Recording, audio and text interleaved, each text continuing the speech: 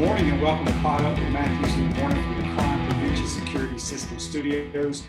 Large enough to serve you, small enough to care. Hope everyone had a great weekend. This is a Monday edition of the program.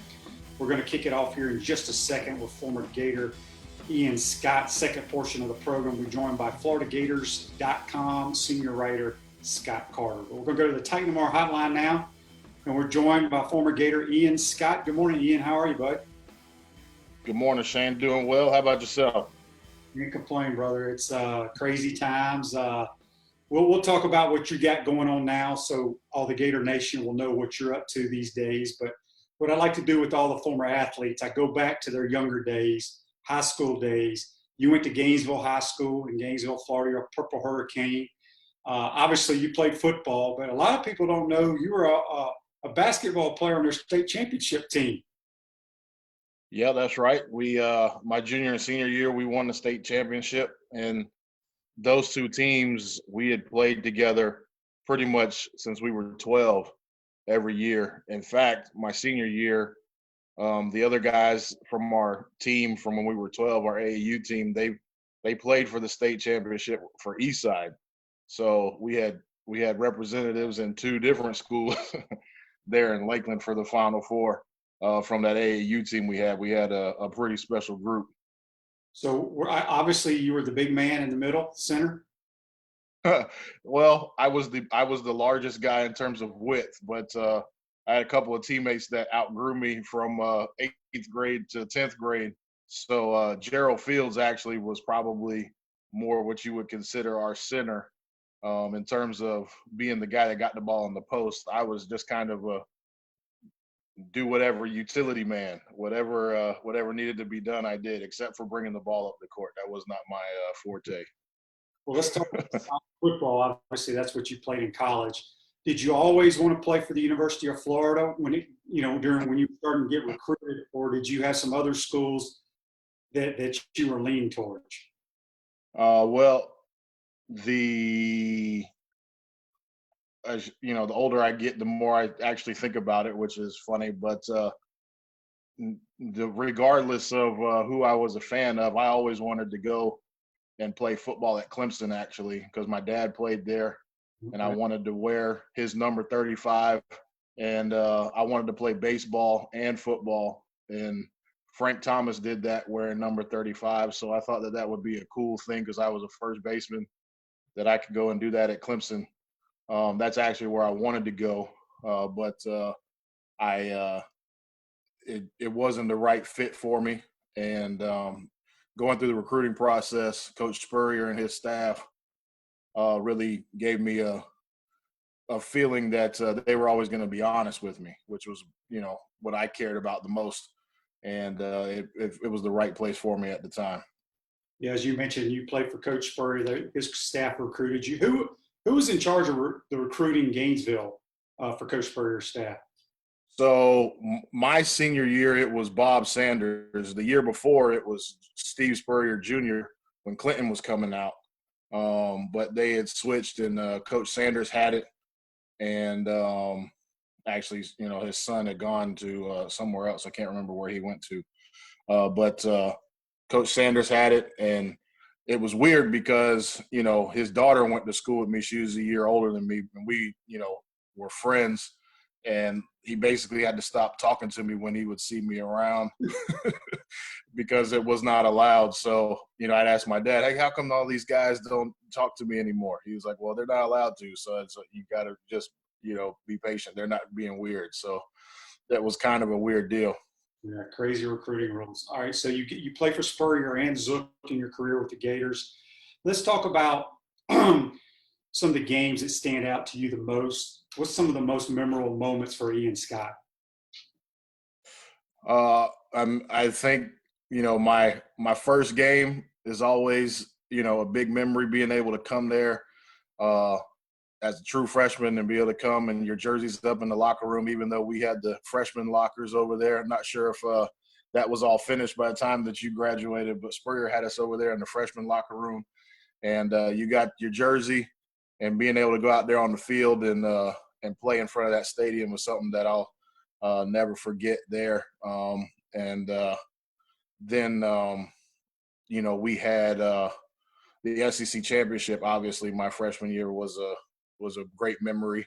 I got to play a lot in that game, coming off of an injury because we had Gerard Warren, and then who everybody knew was leaving, and we had two fifth-year seniors, Derek Chambers and Buck Gurley. So Coach Broadway, who was the D-line coach at the time, wanted me to get some experience so I'd be ready for my sophomore year. So I got to play a lot in that game, and then in the Sugar Bowl after that against Miami.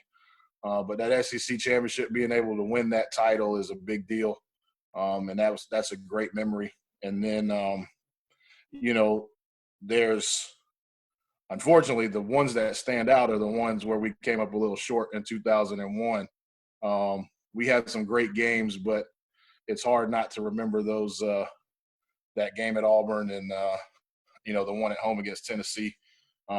Those two games stand out for not a great reason, but we played in a lot of big games, and that was a great thing about being a Gator back then is, the games that we played in, they all meant something and, had an impact on the SEC championship race and, being able to potentially play for a national title and, being able to go 3-0 against Georgia is always nice. Talk about Coach Spurrier's last year because, a lot of people, when they think of Florida football, they think of the 96 national championship team and obviously the 06 and 08. But a lot of people also say Coach Spurrier's last year, that team was as talented as anyone. And if that Tennessee game hadn't been moved due to 9/11, that Florida probably would have played for the national title. Talk about how talented that team was, and do you rank them up there with some of those teams that won the national title? That year was it was fun. It was bittersweet because we felt like we didn't make the most of the talent that we had. But we had a lot of fun together playing football. You look at that team. Obviously, Rex played in the NFL for a long time, was second in the Heisman. We had Mike Pearson was on that team, that team had a lot of NFL talent on that team that played, for a long time, all over the field. Alex Brown, Andre Davis, myself, Todd Johnson, Lito Shepard, Jabbar Gaffney, Rishe Caldwell, who just recently passed. We had, Ernest Graham, who had a great career. And the two games we lost are the two games that Ernest didn't play in. And a lot of people forget that. But we had a talented team. I can't tell you if we would have been up there. I think, the 95 team that lost to probably at least in my opinion, the best college football team I've ever seen, that Nebraska team. I think they're probably the best team that never won it. That's my personal opinion.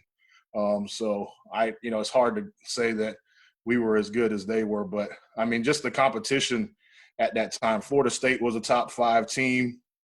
Miami obviously won the national championship. We played Tennessee. That team that we lost to, they were a top 5 team. The competition that we faced, Georgia was a top 10 team. It was relentless, and you have to be at the top all the time, and unfortunately we weren't able to overcome all of those challenges. At Chris Doring Mortgage, they do mortgage lending right, helping home buyers throughout Gainesville and North Central Florida. Call Chris Doring Mortgage today at 352-244-0840. We're speaking with Ian Scott, big defensive tackle on the Titan Amara hotline. I want to go back to your high school days. You're not just some dumb, big defensive lineman. You were the valedictorian at Gainesville High School. Tell me about that. That's something that as I get older, I'm more proud of probably than I was when I was 18, 19 years old. But we had a unique group there in my class. Some of the classes that come before us, I remember people being stressed out about, who was going to win. It was a big deal to talk about. But in our class, the group that we had, we were all friends, and it was never really a big topic of discussion. My dad obviously taught at the school while I was there. He has a career in education now. My mom is an engineer. She's retired now, but I always wanted to be able to do the best I could in school so I wouldn't get in trouble when I went home. That was really my motivation. And when I got to high school, I wanted to be able to.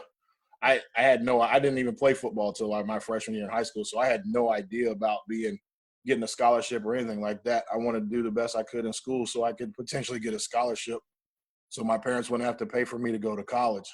So those were really my motivations, and being the valedictorian was kind of a cherry on top of that. But it's something that I'm proud of now, and a lot more than I was when I was 18. And it's something that, I can always look back on with good memories. Absolutely. Ian, talk a little bit about the differences between the coaching styles of Coach Spurrier and Coach Zook. Well, Coach Spurrier was, he was a lot more – he was a lot more trusting, I think, of us as players, as long as we did what he thought was, as long as we met what he thought was the standard of what it meant to be a Gator. He didn't really bug us a whole lot, especially on the defensive side of the ball. You may have a different experience as a quarterback for him, but defensively, as long as we did what we were supposed to do on and off the field, especially off the field, you were okay with him. And he didn't have a whole lot of rules other than that. Really, was he expected everybody to do their job at a high level. And that was the reason that I decided to go there, because he wanted to win football games, and I'm a competitive person, and that's what I wanted to do. And I appreciate the coach that's going to hold everybody accountable to that. And if you don't meet that standard, then you don't get to be out there on the field with everybody else. And so I appreciated that. That was one of the things that I loved about Coach Spurrier. And I didn't feel like he had any favorites on the team. Like, I think he liked guys, but I don't feel like he, propped anybody up over anybody else. That was my experience. Coach Zook's style was a bit more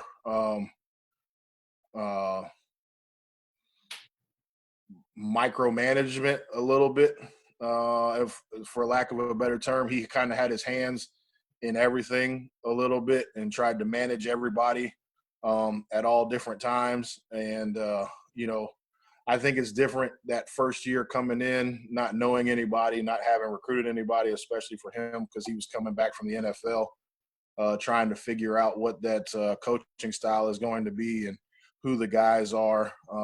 It was very different. Coach Spurrier, when I was there, the school piece was a big deal. People get surprised when I tell them that, we had a deal where if you missed class, I think it was 5 times that you missed a game, you got suspended. And that was a big thing that we talked about all the time. And, there were, if you had to get something done and you needed to get it done, that there was understanding about the schoolwork piece, being an engineering student. And that became a conflict when I became a junior. So that was a big source of conflict for me with Coach Zook. But just a different approach, maybe just because Zook has a defensive background and Spurrier was a bit hands-off as far as defense goes.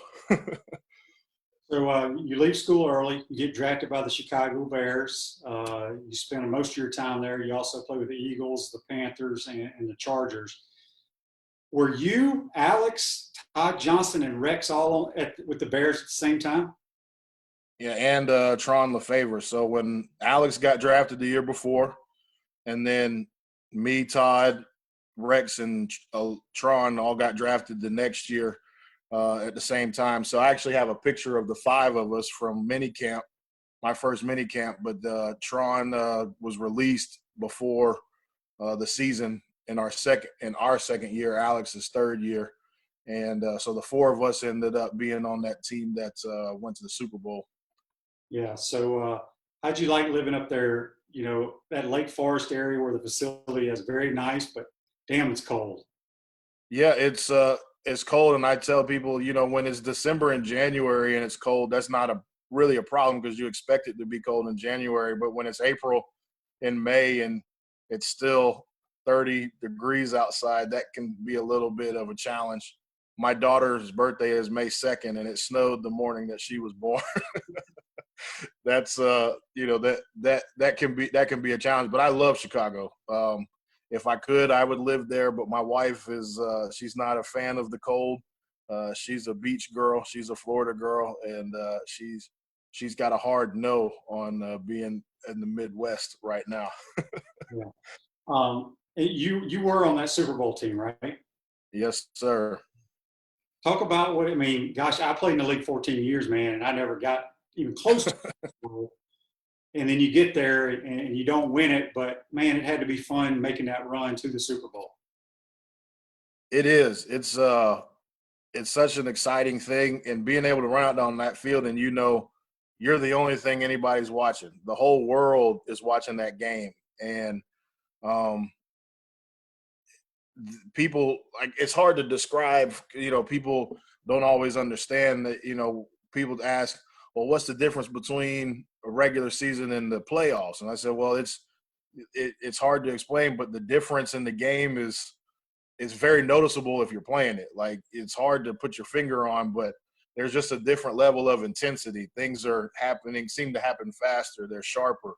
You have to be more on top of your details. And then you get the Super Bowl, and it's maybe even more, it's a little even more so, because I think you just realizing that, all right, this is it. We win this game, and we're the best that did it this year. And you can say that, and nobody can ever take that away from you. And it's an exciting feeling, but man, it's kind of like jumping off of just the top of a house, the letdown after, when you lose and they run you off the field, and everybody forgets about you. It's kind of a big letdown when you lose, but it's I wouldn't trade that, being able to play in that game, for the feeling, being able to trade the feeling, even though we lost. I think being able to play in that game and have that experience is, that's a once in a lifetime thing. Refresh your vehicle and your brand with a vehicle wrap from WrapSpot. July is your lucky month at WrapSpot. Mention promo code Shane and receive 13% off your vehicle wrap. Ian Scott on the program right now. Ian, so when you were done playing pro ball, did you finish your engineering degree? I came back to Gainesville, and took me a while because I had taken some classes at Lake Forest College up there when I was playing with the Bears to get those straightened out. But I did get back into school. That was 2010 was the NFL lockdown. We didn't know when football was going to be back, and I had missed the whole year before after getting cut right before training camp. So I was like, well, let me make use of this time by getting back in school. So I did, and by the time that they opened back up, I was already in the fall semester with, having 4 classes after that to graduate. So I went ahead and I was able to finish up, and I graduated in 2012. So, for anybody listening who thinks that they're taking a long time, I was on the 13-year plan or something like that. But I was able to finish, and that's another good thing that I'm glad I was able to do. No doubt. And so you get this engineering degree from this great institution, the University of Florida, and you decide to become a football coach. Well, it didn't happen quite like that. I tried to get in, but graduating in May, there's no jobs available. So I actually went to work for J.P. Morgan in Tampa for a year, and it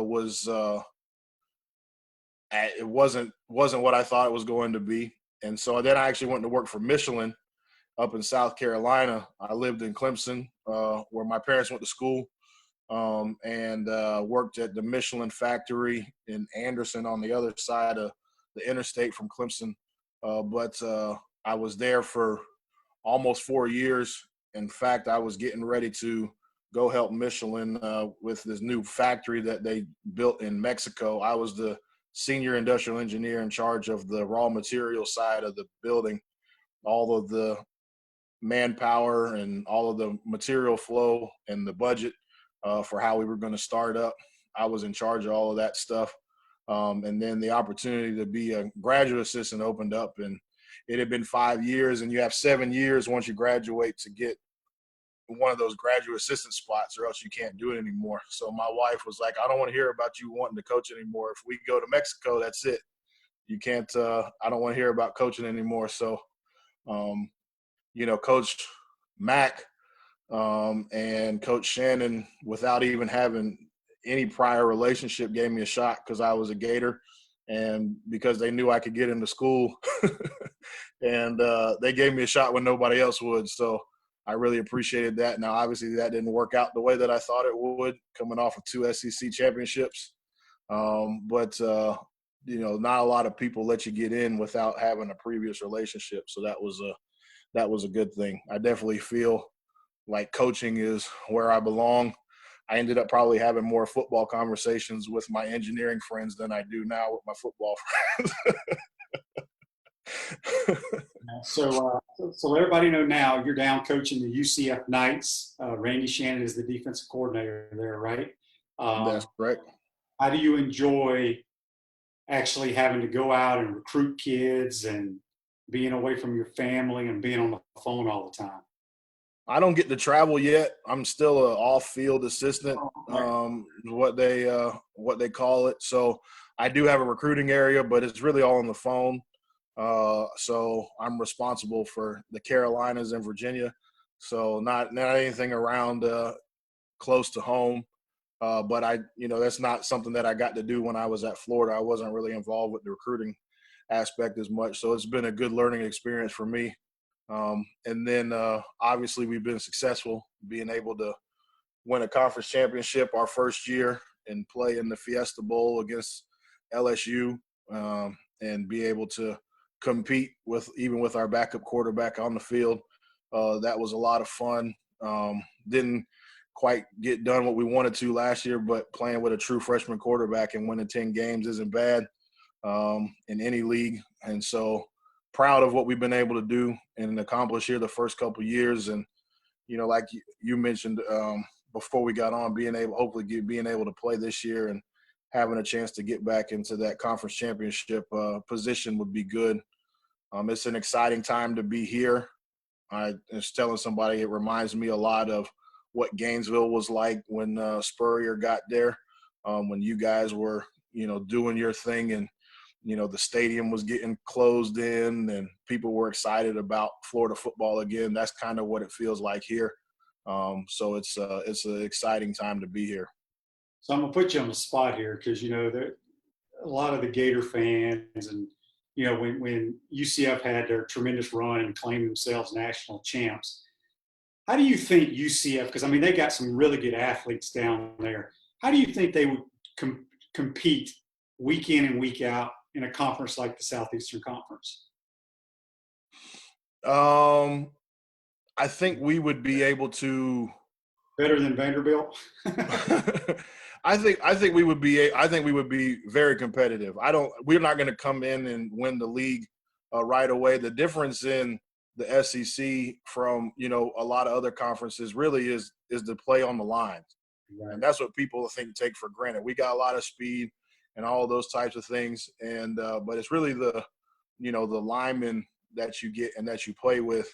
They're just built different. They're athletic and they're really big, and you don't see a lot of those in our league. But the way that we play, the way that our offense scores points, that stuff is going to be competitive.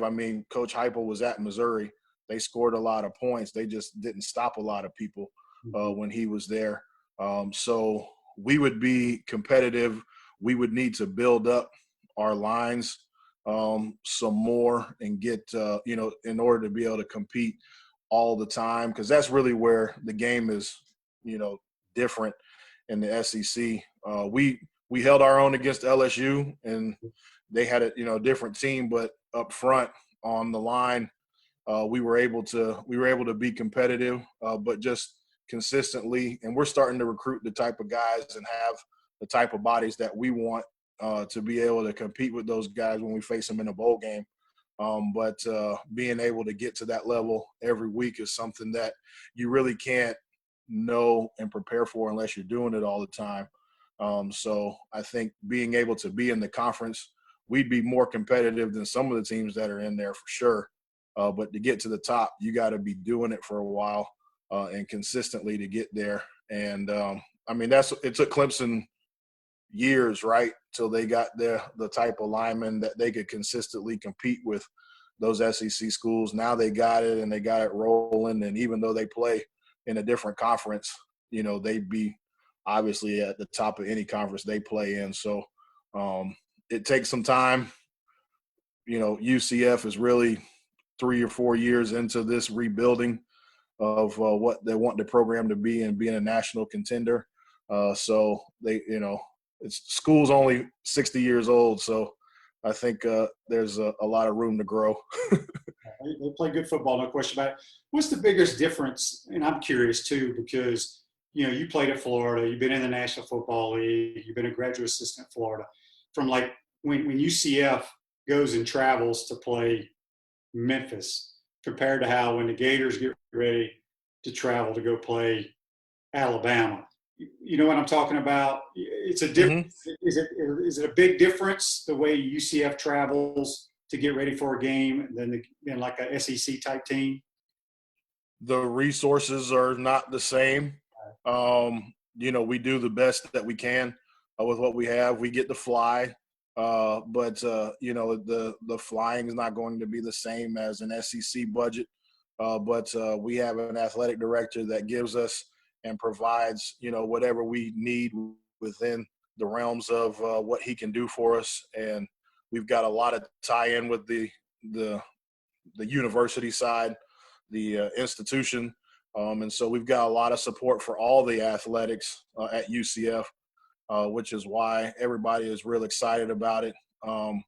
We're going to get to a point where, you know, we're going to be, you know, able to compete in every way. You know, we've been able to, our support financial people have been raising money like crazy, you know, comparable to what some of the Power 5 schools that they call them, you know, whatever they call them, they're doing. And it's, like I said before, it's an exciting time. I think that, you know, there's a unique opportunity at this place to really be able to be consistent in a way that some of the other schools that have been kind of on the cusp of this, you know, 15, 20 years ago weren't able to sustain. I think that UCF is in a unique position because of being in Florida, in the state with the recruiting base, being in Orlando where you can get, you know, it's not, we've got a college feel in a big city, which is kind of a unique deal. And then just the marriage and the tie-in between the athletics and the institution of the school, we're going to be able to, you know, we're going to be able to compete with anybody here, and there's really good things to come. Last thing for you, Big Ian, I ask all the guys that played for the head ball coach. You got a good story for us? I don't have. I was thinking. I was talking to somebody about. I don't have the best stories about Coach Spurrier, just because I wasn't with him all the time. I think the offensive guys have a lot more than, you know, unless you're James Bates, who just is a great storyteller. You know, my my best the story. It's not really a great story because, you know, some guys were in trouble. We played Tennessee my freshman year, and we didn't play well. And you know, we had the Jabbar Gaffney catch that is highly disputed to win the game. And Coach Spurrier, Coach Spurrier after the game, and it wasn't immediately after the game, but I think his Monday press conference or Sunday, whatever, whenever he talked to the media after the game that week, he talked about certain guys not being able to talk to the media anymore. And he came in the meeting and, you know, he called those three guys out. He was like, he said, yep. He's like, you guys, you don't get to talk to anybody anymore. He was like, what you said was not good. And he's like, you got to get permission from me before you talk to anybody else in the media again the rest of this season. And then so that was a funny one, at least for us. And then we had for whatever reason, in that 2001 season at the beginning, Coach Spurrier asked all of the staff to get up and kind of give a little story about themselves and kind of what they wanted to do. And our defensive line coach, who was new, Ricky Hundley, he gets up and he starts to say, his piece. And he says, one day I want to sit in your chair, Coach. And he points at Coach Spurrier, and Coach Spurrier gets up and says, oh, that's enough of that. That's enough of that. Go ahead and have a seat. We're going to move on. It kind of interrupted his little speech. And, everybody thought that was funny too. So just the way that he interacted, I think, was a lot of fun. Actually, now that I'm talking about it, my favorite story about Coach Spurrier, being in Gainesville when I was a senior in the spring, I would go out to spring practice. I would, from school, my dad would actually drive me over, drop me off. I go out to practice, and because practices were open at the time. And I don't know what day it was, but Coach Spurrier is out there in the middle of the field with his sleeves rolled up over his shoulders. He's got the bottom of his shirt tucked in his neck, and he's got his shorts rolled up underneath his tights or whatever he's wearing underneath. And he's just standing there like he's sunbathing in the middle of the field. And me and Shannon Snell are standing there, and he looks over. He says, Ian, Shannon, and the way that he does. And he says, what are you guys doing here? It's like, you should be at the beach or something. You should be with your friends hanging out. He's like, you know what? I think I'm going to cancel practice and go golfing right now. He said, what do you think about that? What do you think if I did that right now? And we like, this guy's crazy. Not knowing that he would do that, leave and go to the golf course was not a big deal for him. But that was one of my favorite Spurrier stories. That's him, no doubt about it. Well, Ian, we appreciate you taking the time, man. Hope you and your family are staying safe. We hope we get some football in, and good luck to the UCF Knights we'll be watching. And really do appreciate you joining the program, bud. Mm-hmm. I appreciate you having me. Good to see you, Shane. Good to talk to you. Yes, sir. That's Ian Scott. Join us on the Titan MR hotline. When we come back after the break, we're going to be joined by FloridaGators.com senior writer Scott Carter. You're watching and listening to Pot Up with Matthew Morton from the Crime Prevention Security System Studios. We'll be right back. Time out! Time out! Hey! Time out! Time out! Time out! There we go. Good. We want to take this moment to thank all our sponsors who keep the show going and pay the bills. Let's give them something to cheer for now. Our gridiron sponsors are Crime Prevention Security Systems, large enough to serve you, small enough to care. Titan MRI, Gainesville's only locally owned and operated MRI facility. Area Rug Masters, your number one choice in Gainesville for all your area rug cleaning services. Meldon Law, where you matter most. Peachland Dental, Gator Nation's first choice for dentistry in Port Charlotte. Bob in trouble, gets rid of the ball. Big hit. Our touchdown sponsors are Campus USA Credit Union, Celebration Point Town Center, The Digital Mortgage Guide, Adams Ribs, Gator Dominoes, Celebrate Primary Care, Center State Bank, Gator Bait Media, Davis Gainesville Chevrolet, Miapa Latin Cafe, Gators Dockside, Aikido America Martial Arts and After School, Doreen Weavy Realtor, Caldwell Banker MM Parish, Radware, Style Cuts, Rap Spot, Ironwood Golf Course, TB Financial, Chris Doring Mortgage, Meadowbrook Golf Course, Darshakow Insurance, MB Listings, and Pomodoro Cafe. If you are interested in promoting your business on this show, you can visit our website, potupwithshane.com, and click on the Advertise button or call Freddie at 352-284-3733. Again, thank you for all the great businesses that support this show. Please remember, if you like what we are doing here, thank our sponsors and support the businesses that support us. He's looking, still looking, he's going for the end zone, he's got a touchdown! Welcome back to a Monday edition of Pod Up with Matthews in the Morning from the Crime Prevention Security System Studios. Large enough to serve you, small enough to care. Celebration Point's where the Gators come to celebrate with premium brands like Bass Pro Shop, Starbucks, and Regal Cinemas, and coming soon, the HBC's new restaurant, Spurrier's Gridiron Grill and Visor's Rooftop Bar. We will see you at Celebration Point. We're going to go back to the Titan Noir Hotline. We're joined by FloridaGators.com senior writer Scott Carter. Good morning, Scott. How are you? Hey, good morning, Shane. Doing well. Just like everybody else, seeing what's next in our lives right now. Is this a coronavirus beard you got going on there? Yeah, this thing is going through different stages. I shaved it down a couple weeks ago, but every couple weeks I just let it go. I'm like, all right, I'm not going to see many people unless I do a Zoom call. But yeah, so, haven't had a haircut in about a month either. My wife's been giving me the haircuts during this whole deal. Yeah, nothing wrong with that. Scott, let's talk about, I guess it was about a week ago, Scott Strickland did a presser with all the media. He had COVID. We know some athletes have had it. No issues there. I mean, people are going to get it. What did you take out of that press conference?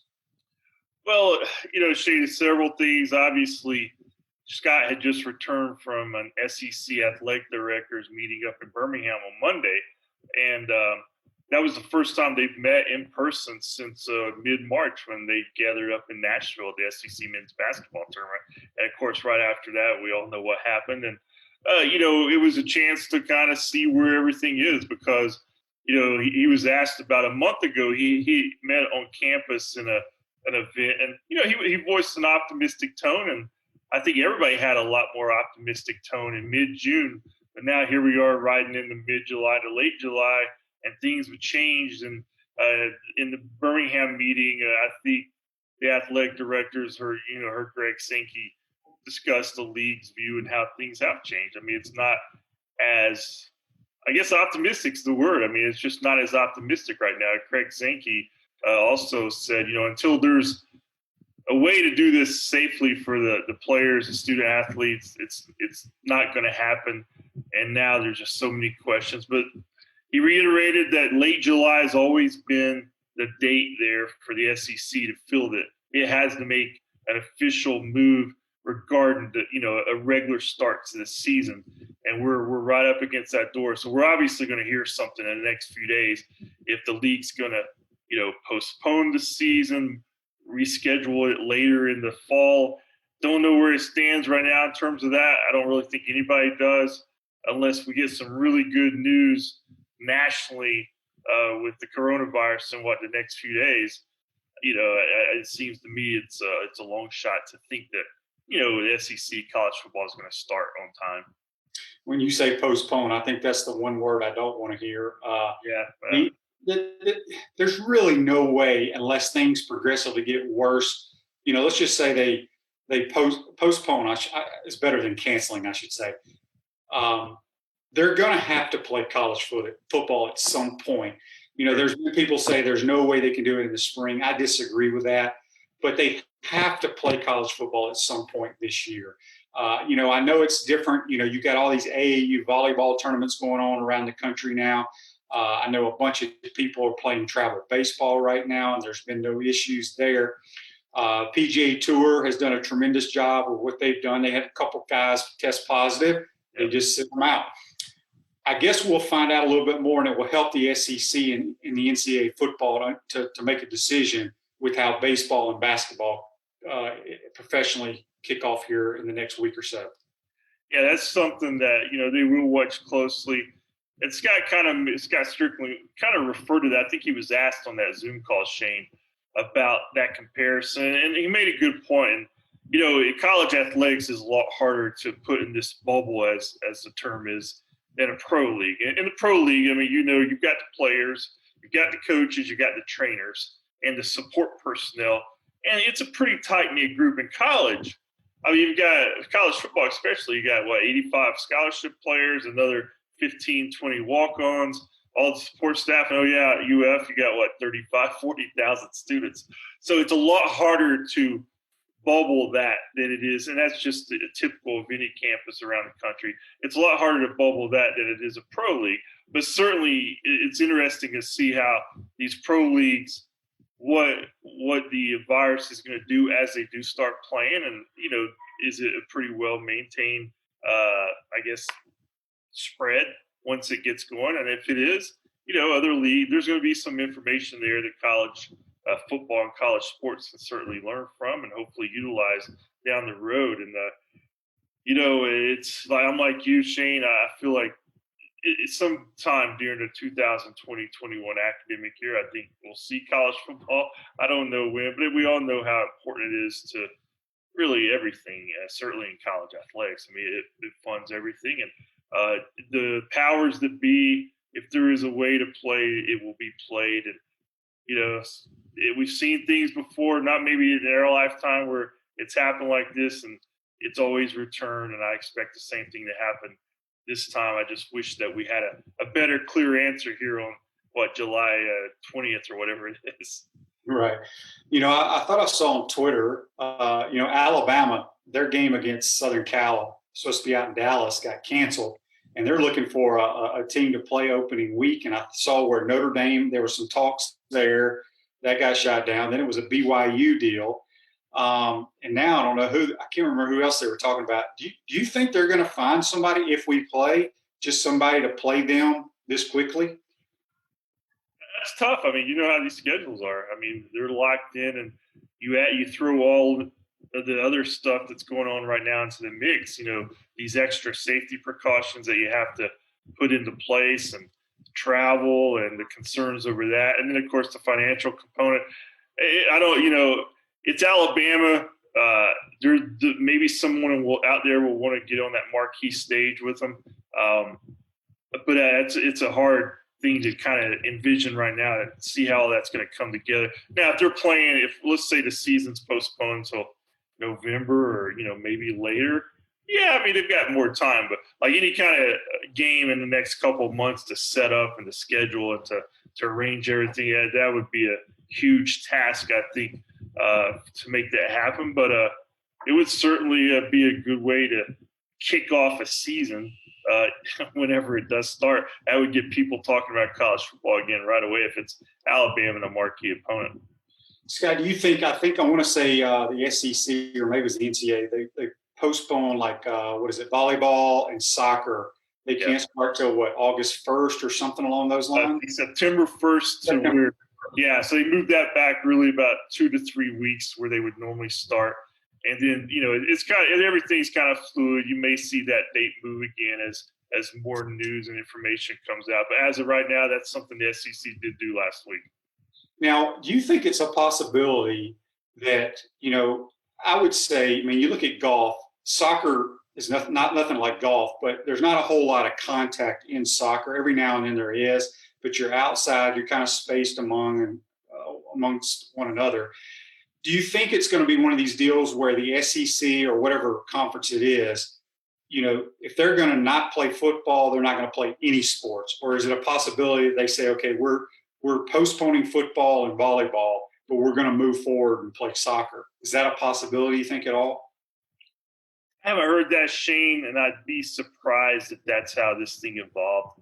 I mean, one thing that this has done is it's kind of not so much for people who are around the sport like you and other people who have connection, but a lot of the general public, I think, have been kind of educated on how college athletics works. And, football pays all the bills. Men's basketball chips in. But for the most part, like when the spring sports were canceled at Florida this fall or this past spring, there wasn't really any internal panic at UAA about the financial impact because it actually saved schools money because all those teams travel like football. They travel more, although they don't have as many teams or players and coaches. They travel more, so the costs certainly add up there. So, when you don't have the football component of it, it would be hard-pressed me to imagine. Maybe other than men's basketball in some kind of NCAA tournament, since we did miss that last year. Maybe if things got right before then and the timing lined up, maybe men's basketball goes. But I can't imagine too many of the other sports playing if football doesn't, Yeah, good point. So I want to say the Gators are supposed to start training camp August 7th, if I'm not mistaken. Is that the correct date? Sounds in the neighborhood. Yeah. So we're sitting on this Monday morning, July 20th. What does Scott Carter, do they think they put on the helmets and the cleats and practice that day? They may practice that day. I don't know if they'll be practicing against each other like we would normally think because, this period right now, Shane, the coaches actually have a little window right now, I think until July 24th, to where they can give some on-field instruction to the guys beyond them doing their voluntary workouts by themselves. I think we're going to know a lot more before August 7th. I think with the SEC last week with that AD's meeting, what Craig Sankey said afterward about late July being kind of their bulletin on the calendar the whole time. I think we're going to know more about, is it going to be pushed back? And, I'd love to say that we'll see him out there August 7th. I'd love to be out there watching from the sideline and saying hi to you there on the sideline. I just don't know right now as I sit here if I'm thinking that's a reality right now. Yeah. Last thing for you, Scott. They've been tearing up McKeithen Stadium, which it's sad to see it go, but I know they got a great new ballpark. I've been preaching for an indoor football facility for many, many years, and I am so excited that it's finally coming. How far along are they on that? Have you been on campus recently? I actually was over there earlier today. I just over in that area, and the stands are still up at McKeithen Stadium. If you drive up Southwest Second there and look past the football fields there, you'll still see McKeithen Stadium. But it's gutted as far as the field, and they've got big machinery out there. And, where the outfield was and the road behind it, that's all with machinery. That road's cut off. So I would expect to see the actual grandstand to get knocked down here in the next few days. And then, as you said, they're going to work on building the new football facility, which Gator fans have been waiting on a long time, and it's finally here. So that's a positive we at least have to talk about. And I drove by the new baseball stadium today too. I mean, they've got some signage up there. It's got Florida up there now, and some logos. And that place. I don't know if you've seen it lately. Obviously they could play in it today, but it's a really nice looking ballpark. I think once that opens and things do get back to normal, people will forget McKeithen Stadium pretty easy. They'll love to go there and then see the football facility. So some positives there. Did the UAA sell like the old seats and stuff from the stadium? Yeah, they were having where fans could buy their seats, season ticket folks who'd been there. So that was a cool option. I know some people took advantage of that, just seeing on social media, people picking up the seats. I don't know how many fans took advantage of that, but it was certainly an option. And it's one of those places. There's a lot of memories there. We all have memories. That's what make these places special. Anyway, you remember certain things happening there, and some of McKeithen Stadium will be missed in that regard. But it's nice to see at least the name's going to have a home over at the new ballpark, McKeithen Field. So that'll be a way to stay connected to the past. Well, Scott, we appreciate you joining the program. High school this afternoon, supposed to find out what if they're going to play this year or not. So we're keeping our fingers crossed that high school athletes will get a chance to play. And obviously we need college football. But we'll talk to you in the next couple of weeks. And hopefully next time we talk to you, Scott, we're rocking and rolling and actually practicing. I hope, man. I'm like you. Believe me, man. I'm ready.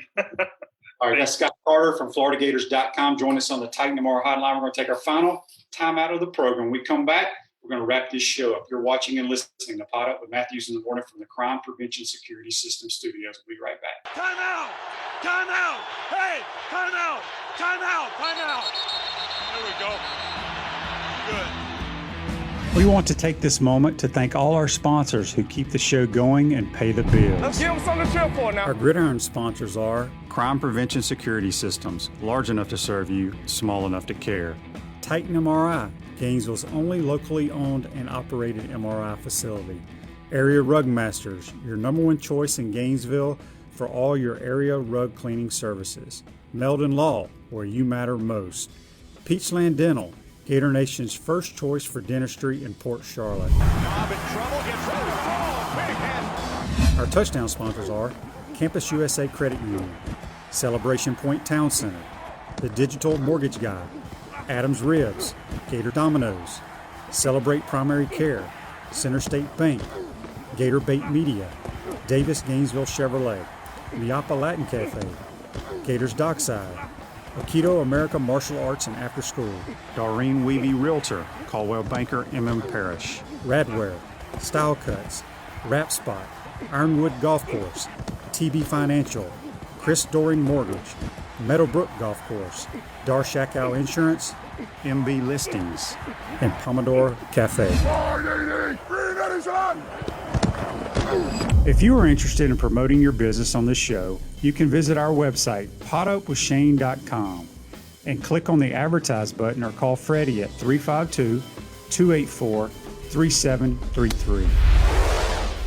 Again, thank you for all the great businesses that support this show. Please remember, if you like what we are doing here, thank our sponsors and support the businesses that support us. He's looking, still looking. He's going for the end zone. He's got a touchdown. Welcome back to a Monday edition of Pod Up with Matthews in the Morning from the Crime Prevention Security System Studios. Large enough to serve you, small enough to care. Really want to thank former Gator Ian Scott, who's now coaching down for the UCF Knights, and Scott Carter from FloridaGators.com for joining the program today. Hey, folks, this day in sports is brought to you by Area Rug Masters. Don't fight your area rugs. Take them to Area Rug Masters. With their convenient curbside services, you will never need to go anywhere else. Call them at 352-448-5999. This day in sports, back in 1976, Hammer and Hank Aaron hits his 755th and last home run off Angels' Dick Drago. That's brought to you by Area Rug Masters. Going to let you know what we got lined up for the rest of the week. Tomorrow, we'll be joined by Dr. Pete Indelicato, longtime Gator orthopedic surgeon, team doctor. He'll have some tremendous stories for you as well. Also, Buddy Martin on Tuesdays as normal.